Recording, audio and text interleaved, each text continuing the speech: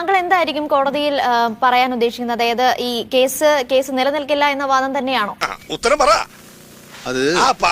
ദയവായി നമ്മൾ ഓർക്കണം, മഹാത്മാഗാന്ധിയെയും മദർ തെരേസയെയും അബ്ദുൽ കലാമിനെയും ഇന്ത്യൻ പ്രധാനമന്ത്രിയെയും പ്രസിഡന്റിനെയും ഒക്കെ വിമർശിക്കാവുന്ന നാട്ടിലാണ് നമ്മൾ ജീവിക്കുന്നത്. 100% ഞാൻ യോജിക്കുന്നു. രാഷ്ട്രപിതാവിനെ പോലും നമുക്ക് വിമർശിക്കാം, പിന്നെ ഹണി റോസിനെ വിമർശിക്കാൻ പാടില്ലേ? ഞാനൊന്ന് ചോദിക്കട്ടെ, ഈ രാജ്യത്ത് സത്യത്തിനും നീതിക്കൊന്നും ഒരു വിലയില്ല. ഈ വസ്ത്ര സ്വാതന്ത്ര്യം എന്ന് പറയുന്നത് ഓരോരുത്തരുടെ വ്യക്തിപരമായ കാര്യമല്ലേ? അതിൽ നമ്മൾ വസ്ത്ര സ്വാതന്ത്ര്യം ഉള്ളതുപോലെ രാഹുൽ ഈശ്വറിന് വിമർശന സ്വാതന്ത്ര്യവുമില്ലേ?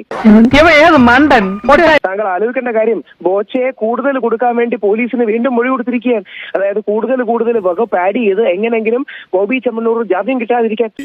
അതെനിക്കിഷ്ടമില്ല. ഈ ലോകത്തിലെ ഏറ്റവും വലിയ രക്തദാന ക്യാമ്പ് പ്ലാൻ ചെയ്ത ആളാണ് ഈ ബോച്ചെ.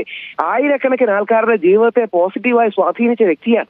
അദ്ദേഹത്തെ എങ്ങനെങ്കിലും കൊടുക്കാൻ, അല്ലെങ്കിൽ ശേഷം എന്നെ പോലുള്ള ഒരു സാധാരണക്കാരനെ കൊടുക്കാൻ അങ്ങനെ ചെയ്യുന്ന ശരിയാണ്? ഇതിലെന്തോ ചതിയുണ്ട് മുതലാളി. ബോബി ചെമ്മണ്ണൂർ ചെയ്ത നല്ല മഹത്തരമായ കാര്യങ്ങളെ ഒക്കെ മറച്ചു വെക്കാൻ അദ്ദേഹം പറഞ്ഞ ഈ 1 മിനിറ്റിന്റെ ദ്വയാർത്ഥ തമാശ ഉപയോഗിക്കാൻ അവമാനിക്കുവാണെന്ന്.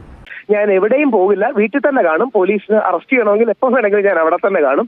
അല്ലാതെ ബോച്ചെ പോയി എന്ന് പറയുന്നത് പോലെ മുങ്ങി എന്നൊന്നും പറഞ്ഞ് പോലീസ് കഥയുണ്ടാക്കേണ്ട കാര്യമില്ല. ഞാനിത് വിശ്വസിക്കുന്നത് ഹണി റോസിന്റെ കേസിന് കഴമ്പില്ല എന്ന് കണ്ടുകൊണ്ടാണ് പോലീസ് ഇതുവരെ FIR രജിസ്റ്റർ പോലും ചെയ്യാത്തത്. ആവേശം കൊണ്ട് ഓരോന്ന് വിളിച്ചു പറഞ്ഞ് തടിയേടാക്കാൻ ഹണി റോസിനോടുള്ള വിമർശനം 1 ഇഞ്ച് പോലും മയപ്പെടുത്തില്ല. വളരെ ബഹുമാന പരിസരമാണ് ഇത് ചോദിക്കുന്നത്. ഹണി റോസും മദർ തെരേസയും ഒന്നും അല്ലല്ലോ വിമർശനത്തിന് അതീതയാകാൻ. എനിക്ക് എന്തിന്റെ കേടായിരുന്നു?